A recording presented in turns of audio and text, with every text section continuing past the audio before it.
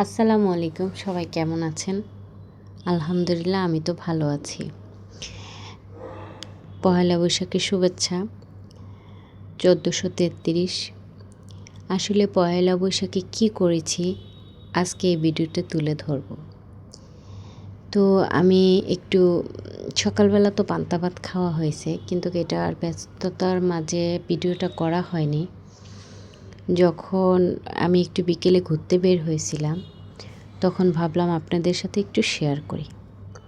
যাই হোক, আমি হচ্ছে মানিকগঞ্জে আছি। আমি অবশ্য কুমিল্লার মেয়ে, কিন্তু আমি মানিকগঞ্জে আছি বর্তমানে।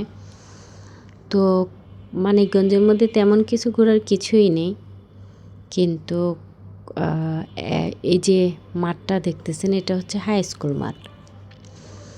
যে কোনো কিছু যদি মেলা বা যে কোনো কিছু হয় এখানে হয়।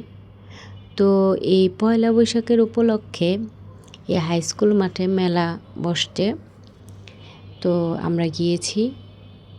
এখনও পুরোপুরিভাবে দোকানপাট বসেনি আমি যখন গিয়েছি, কারণ আমি এমন সময় গেছি আস্তে আস্তে লোক আসতেছে, দোকানপাট বসতেছে, কারণ 7 দিন ব্যাপী মেলাটা হবে। এখন আমি আসার পরে দেখলাম প্রচুর গরম। তো এখন আসার পরে অনেক সুন্দর গান হচ্ছিল। তার পাশে দেখেন ফুল গাছ বলতে ফুলের টপ আর কি।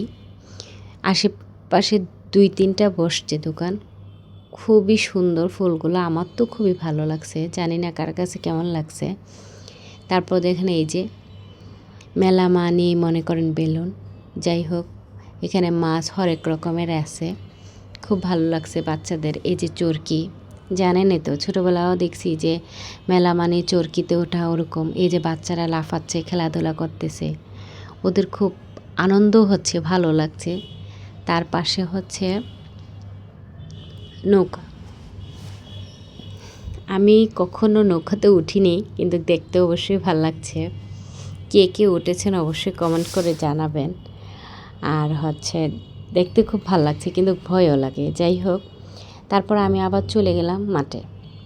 দেখাচ্ছি আপনাদের, মাঠটা অনেক বিশাল বড়, চারপাশে দোকান বসছে, আস্তে আস্তে আসতেছে দোকানপাট। তো আপনাদের সাথে শেয়ার করতেছি। মাঝখান দিয়ে প্রচুর গরম, তাই আমি একটা ডাব খেয়ে নিলাম। এখন আবারও গান শুনতে চলে আসলাম। বাউল গান হচ্ছে, সবাই বসে শুনতেছে।